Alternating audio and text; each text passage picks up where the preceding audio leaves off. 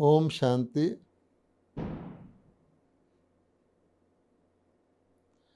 मैं ब्रिजमोहन भाई माउंट आबू से इस ज्वालामुखी योग भट्टी में शामिल हो रहा हूँ। आप सभी इसमें भाग लेने वाले भाई बहनों को बहुत बहुत मुबारक हो, क्योंकि आज इसी प्रकार के योग की अति आवश्यकता है। जो मैं आपसे बात कर रहा हूँ, पीछे कुछ मैरिज का प्रोग्राम चल रहा है किसी का पड़ोस में, तो कुछ आपको पटाखे वगैरह की साउंड आएगी, उसको प्लीज़ इग्नोर कर दें। क्योंकि योग का एक ये भी फ़ायदा होता है कि योगी जब अपनी बात में मगन होता है तो उसको आसपास की सराउंडिंग की सुध बुध ही नहीं रहती। फिर भी मैंने आपका ध्यान इस ओर आकर्षित करा दिया है। अब आप देखिए कि ये तो हम समझ गए हैं कि जो योग होता है, नॉर्मल योग होता है, शुरुआत का योग होता है, उसके अंदर कनेक्शन जोड़ने के लिए कहा गया है कि रिलेशन ज़रूर होना चाहिए। जब तक हमारा किसी चीज़ के साथ रिलेशन नहीं है तो कनेक्शन एब्स्ट्रैक्ट सा कनेक्शन हो जाता है। हम कहें कि आत्मा को परमात्मा के साथ योग लगाओ और बस इसी बात को सोचते रहें जिसका हमें ज्ञान मिला है कि मैं आत्मा कौन हूँ, कैसी हूँ, शरीर में कहाँ रहती हूँ, हमारे परमपिता परमात्मा किस रूप वाले हैं और वो परम धाम में कहाँ रहते हैं, परम धाम कैसा होता है, वहाँ अन्न क्या होता है, आदि आदि। तो आप देखेंगे आपका कनेक्शन नहीं जुड़ेगा। लेकिन जब हम कहते हैं परमात्मा हमारे परम पिता हैं, या हम कहते हैं परमात्मा हमारे को वरदान देने वाले हैं किसी खास बात से, या परमात्मा को हम माता पिता रूप से याद करते हैं, या एक प्रकार से जिसको हम कहते हैं कि दुख हर्ता के रूप से याद करते हैं, शांति दाता के रूप से याद करते हैं, प्रेम के सागर के रूप से याद करते हैं, तो फिर हमारा योग जो है एक ऑब्जेक्ट के हमारा ऑब्जेक्टिव क्या है उसके आधार से जुड़ जाता है। फिर भी योग की हम सब का अनुभव है कि जो हम सामान्य योग करते हैं उसमें सबसे बड़ी शक्ति जो मन को परमात्मा के साथ जोड़ती है वो है स्नेह या प्रेम। क्योंकि ये प्रेम एक बहुत अच्छा, जिसको कहते हैं पेट्रोल है आत्मा का, एक माध्यम है, फ्यूल है, जिसके द्वारा बहुत रिफाइंड फ्यूल है, जिसके द्वारा हमारा कनेक्शन एक तो जुड़ जाता है और फिर ऐसा जुड़ता है जिसको तोड़ना मुश्किल हो, जोड़ना मुश्किल ना हो। क्योंकि दुनिया के अंदर भी हम देखते हैं कि जीवन के अंदर जिन चीज़ों को हम लाइक करते हैं, जिस चीज़ से हमारा प्रेम होता है, जिससे हमारा लाभ होता है, हमें सम्मान मिलता है, उसके साथ हमारा मन ऑटोमेटिकली जुड़ा रहता है। क्योंकि मन की वो वांछित इच्छा वही होती है, उसकी प्राप्ति होती है। इसलिए कहा जाता है कि जहाँ आपका प्रेम है वहाँ आपको योग लगाने की ज़रूरत नहीं है, लगाना मुश्किल नहीं होता, तोड़ना मुश्किल हो जाता है। और अगर आप वैसे ही बिना प्रेम के योग लगाते हैं तो आप क्या देखते हैं कि जैसे भक्ति में हम कहते हैं कि मन बहुत श्रद्धा भाव से भी बैठो, मन भटकता रहता है। इसी प्रकार से योग में भी जब हम बैठते हैं तो अगर हमारा कनेक्शन नहीं जुड़ता मन का तो नेचुरली वो इधर उधर भागता रहता है।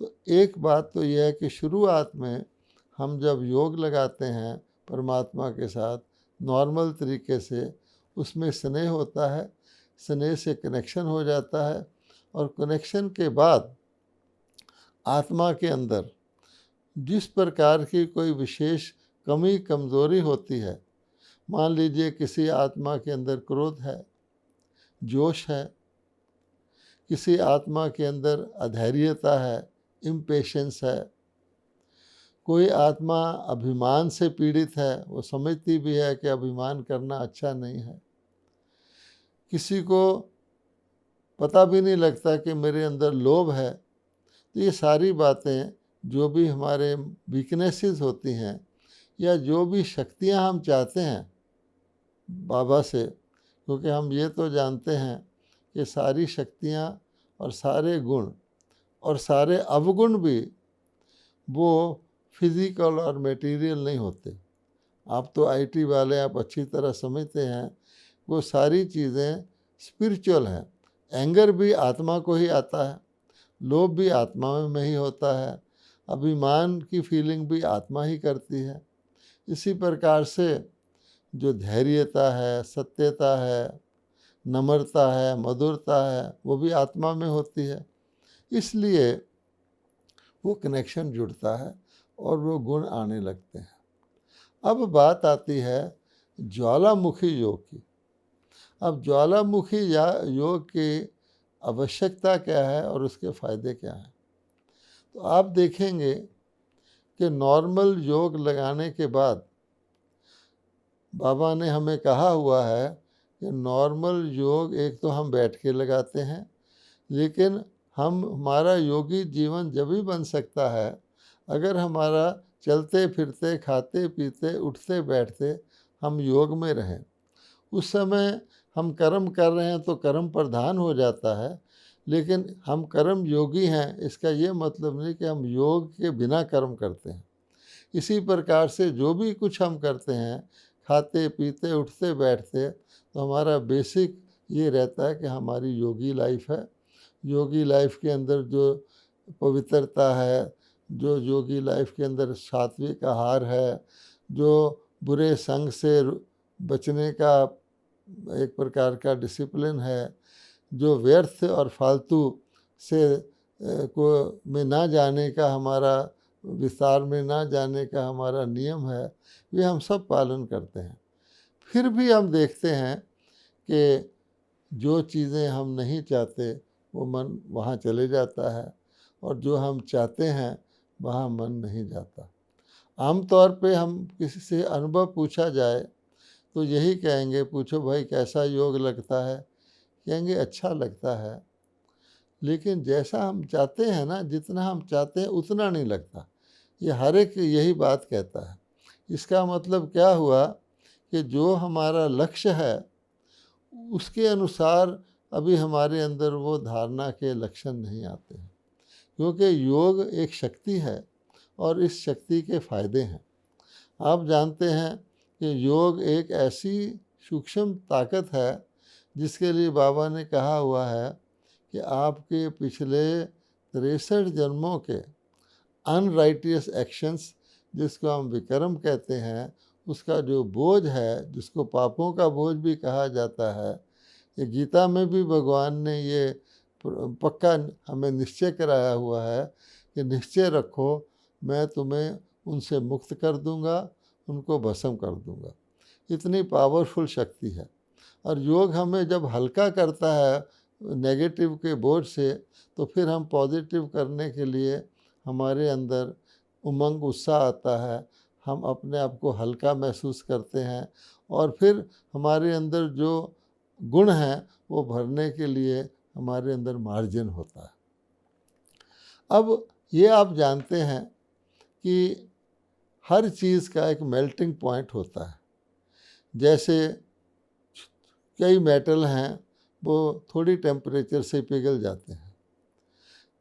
आसानी के लिए आप भोजन बनाने को ही देख लें, अगर हमने चने बनाने हों तो चने बहुत सख्त होते हैं, उसको हम रात को भिगोते हैं, उसमें सोडा डालते हैं, फिर उसको काफ़ी समय बॉयल करते हैं, तब चना गलता है।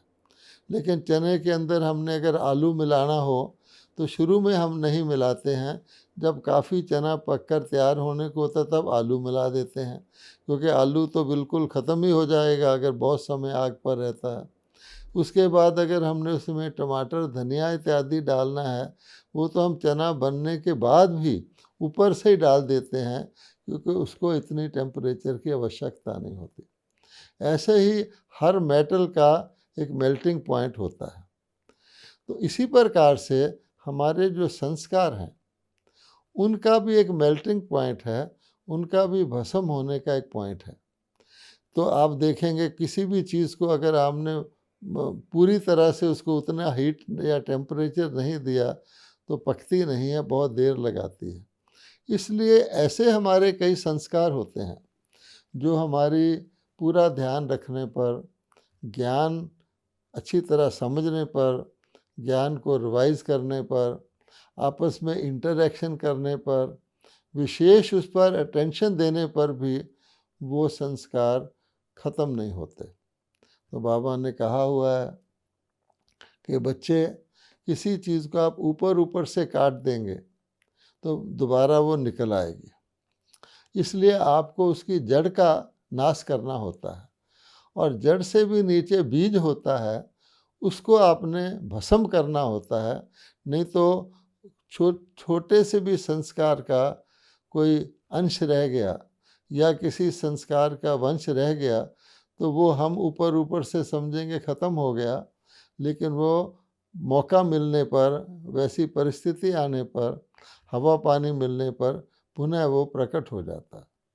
डॉक्टर लोग भी कहते हैं, कई ऐसे रोग होते हैं जिनके लिए वो कहते हैं आपको 5 दिन तक ये दवाई खानी ही है, ये इंजेक्शन लगाना ही है, लेकिन आप देखेंगे 2-3 दिन के बाद आप बिल्कुल ठीक हो जाते हैं।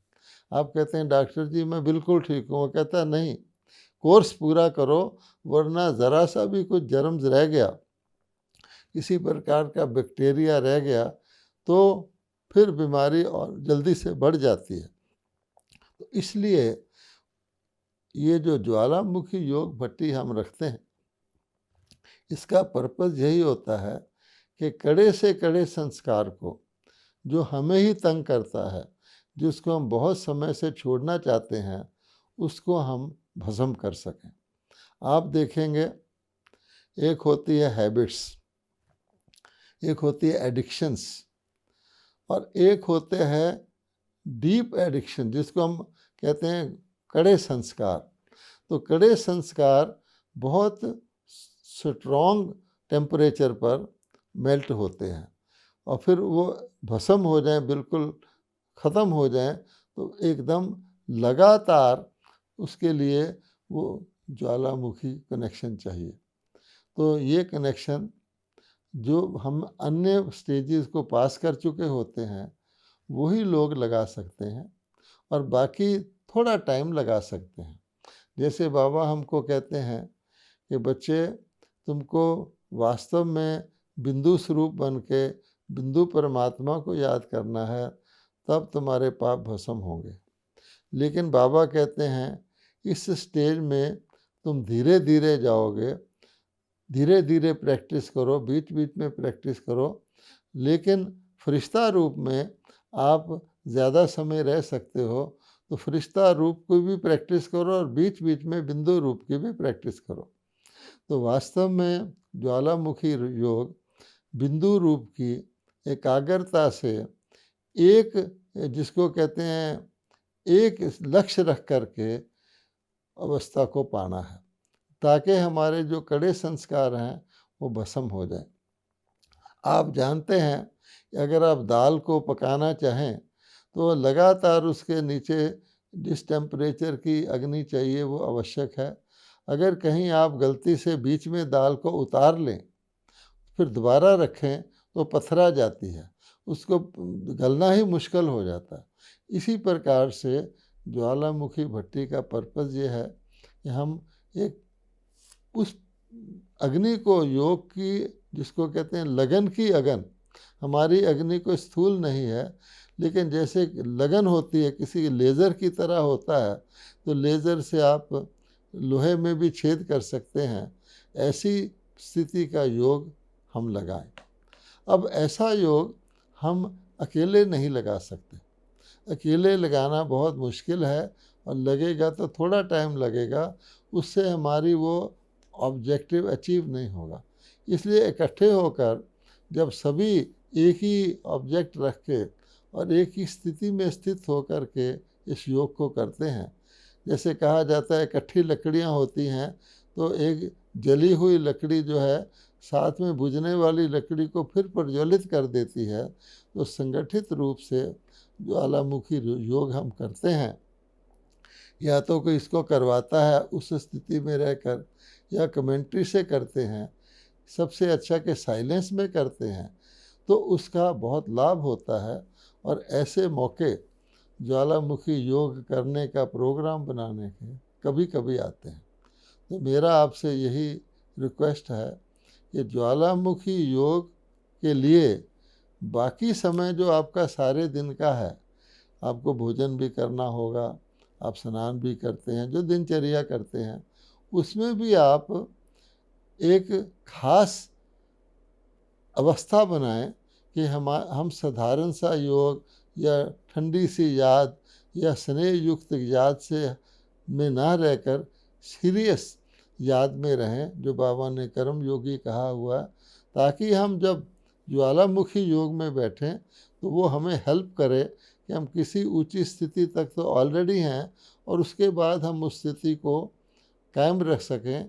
क्योंकि इसमें एक तो एकाग्रता की आवश्यकता है और एक इसमें एक रसता की आवश्यकता है, एक रस हम उस ज्वालामुखी स्टेट में रह सकें।